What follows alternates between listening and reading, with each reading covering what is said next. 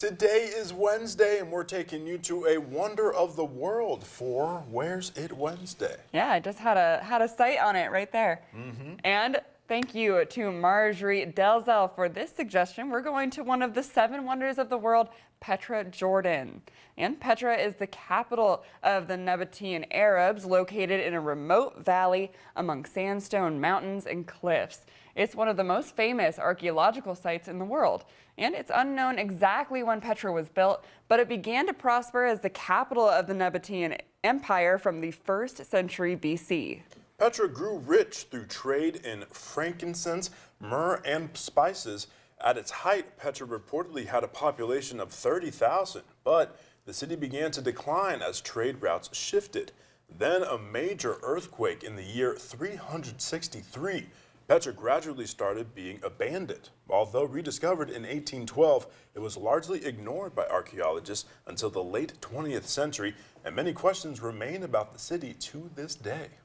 Now, in 1812, a Swiss explorer named Johannes Burckhardt set out to rediscover Petra. He dressed up as an Arab and convinced his guide to take him to the city. After this, Petra became a fascinating ancient city and continues to attract visitors to this day.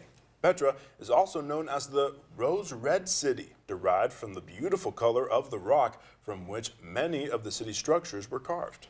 The Nabateans buried their dead in intricate tombs that were cut out of the mountainsides. The city also had temples, a theater, and following the Roman annexation and Byzantine influence, a developed street and churches. On December 6th of 1985, Petra was designated a World Heritage Site, and Smithsonian Magazine named it as one of the 28 places you should visit before you die.